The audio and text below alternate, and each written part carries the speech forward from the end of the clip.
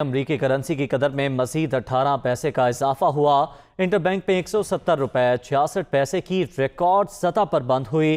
Open market میں dollar 172 روپے 80 پیسے میں فروخت ہو رہا ہے، جبکہ ڈالر کی قدر میں اضافے سے بیرونی قرضوں کی ادائیگی مزید مشکل ہو گئی ہے۔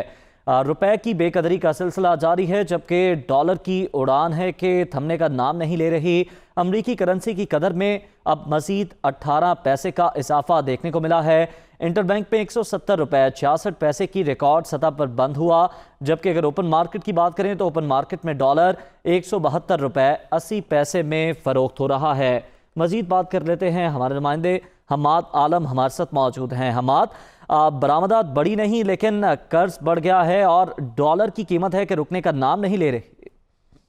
جی بالکل، ڈالر کی قدر میں مسلسل اضافہ ہو رہا ہے اور روپیہ بالکل کمزور کرتا جا رہا ہے۔ اس میں اگر آپ دیکھیں کہ گزشتہ 5 ماہ میں جب ڈالر اپنے سب سے اس سال کے کم ترین لیول پہ تھا 152 روپے، اس وقت سے اب تک تقریباً ڈالر کی قدر میں 18 روپے کا اضافہ ہو گیا ہے، اور اس اضافے سے جو ہمارے بین الاقوامی قرضے ہیں وہ بیٹھے بٹھائے تقریباً 2000 ارب روپے بڑھ گئے ہیں۔